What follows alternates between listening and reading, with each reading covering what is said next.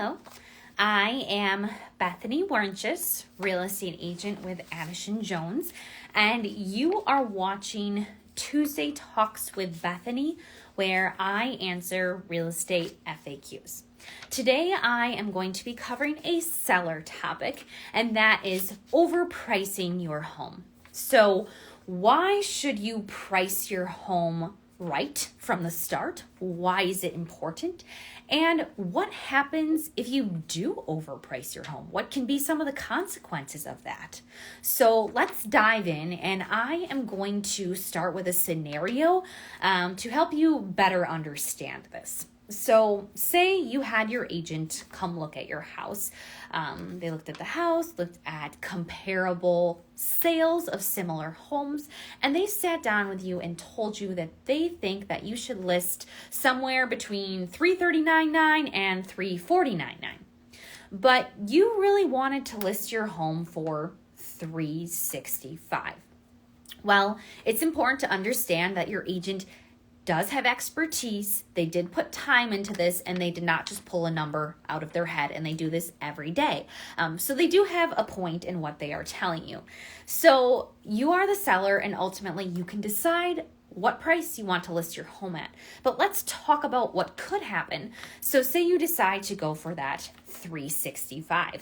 It's also important to note that although this summer houses did go very quickly, within 1 to 2 days they were gone, and there's 10 offers and a house went 30 grand over asking. That isn't exactly what we're seeing anymore. It's still a healthy market, but houses are maybe going closer to asking, and maybe there's 1 or 2 offers instead of 10. So it's just knowing that and understanding that the market is not what it is today that it was a few months ago. So that was kind of when, $365, well, maybe we'll try it, but maybe not anymore. So say you do decide to go at that $365 mark. Well, your agent had told you $339.9 to $349.9 because it compared to houses in this price range. So those people that capped their searches at $350 and $355 and $360, you just eliminated that whole pool of buyers, and they aren't going to be looking at the $365 house. Now, you're now in this $360 to $370 price range. And where does your home compare? So although your home was pretty comparable, and it was a pretty even playing field in the $339.9 to $349.9 range, we're now at a whole different level. So say there was 10 houses for sale in this $360 to $370 range, but you're really more like a $345 house. Well, somebody comes along, a buyer in this range, and they're going to rank these houses from 1 to 10 when they look at them. 1 being the best, I want to buy it. 10 being overpriced.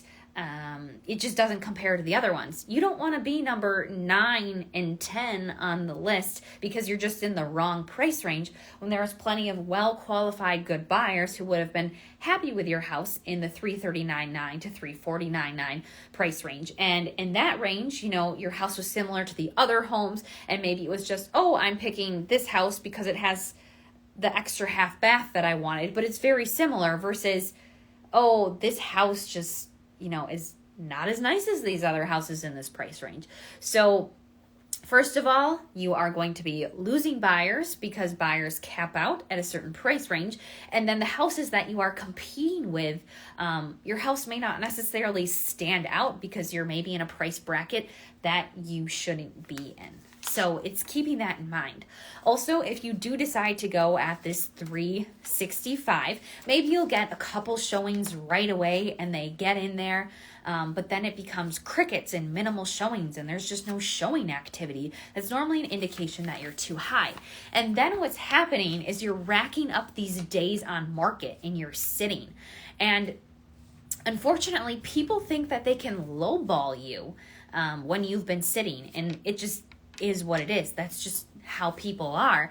In summer, houses went so quickly, 1 to 2 days. Maybe now it's more 1 to 2 weeks, but the house that's been on the market for 30 days, well, someone's going to think they can come in and lowball you. So that's why it's just important to price it right from the beginning. I also want you to understand when you're pricing your home that renovations and upgrades you have done do not come back to you dollar for dollar. So say you just put in brand new granite countertops for 10 grand and you put on a brand new roof for 15 grand, your house is now not automatically worth 25 grand more. It does not come back dollar for dollar, so keep that in mind. If you want to learn more about adding value versus sellability, maintenance items, I did do a video on that, which is in my seller FAQ highlights, so feel free to go back and watch that if you want to get in more depth about it. But it's just understanding that when you're pricing your home, we don't just go, oh, my bathroom remodel was 20 grand, my house is worth 20 more grand. My new flooring was this much. It doesn't add on dollar for dollar like that. Then it's also important not to confuse sentimental value with actual value. So what do I mean by that? I mean that there's something that you love and value, but it's personal and specific to you, and the next buyer who comes along may not even care. They may rip it down. It may not matter to them, and it's not adding value for them. So I want to talk through some examples for you. So say you have this eclectic she shed in your backyard that you spend a lot of time in, and it's your pride and joy, but the next buyer may come along and maybe just throw a couple garden rakes in there and use it as a regular shed, and it doesn't really add value to them, and it's no different than any other shed. So it's just understanding that although something that's your pride and joy may just be an old garden shed to somebody else.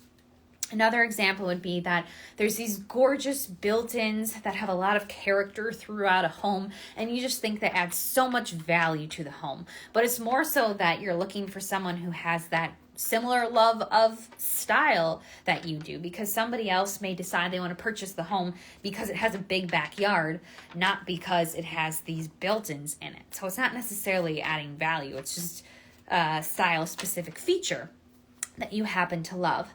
Another example would be, say you have a sauna and you use it at least once a week, but the next buyer may come in and want to rip that sauna out because they're never going to use it.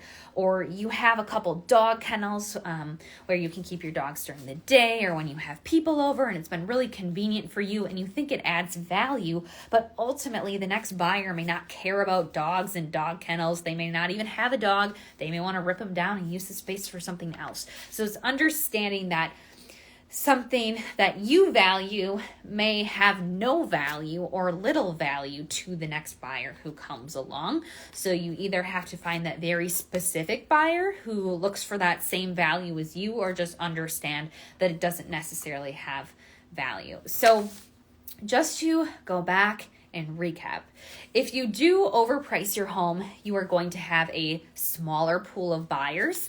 Your competition could definitely be better than yours, and you could be on the low end in selection when competing. And then when you're too high, you're going to have minimal showing activity. And there can be crickets. You're going to be racking up days on market where people think they can lowball you. And then it's also just important to understand that when you do something to make your house nicer and improve it dollar for dollar, that may not be coming back to you, and that something may have, sentimental value to you, but may not necessarily have value for the next buyer. So when you sit down with your agent to price your home, these are some things that you should keep in mind and take into consideration. And just again, remember that your agent is in this every day. They do this for a living, and they're not just pulling a number out of their head. They actually take the time to do the research to advise you accordingly. So I am going to continue this in a way next week. I am going to talk about price reducing with a purpose, when it's time to do a price reduction, why you should do a price reduction. So feel free to join me next week where I cover that topic. Thanks for joining me today, and I hope you learned something.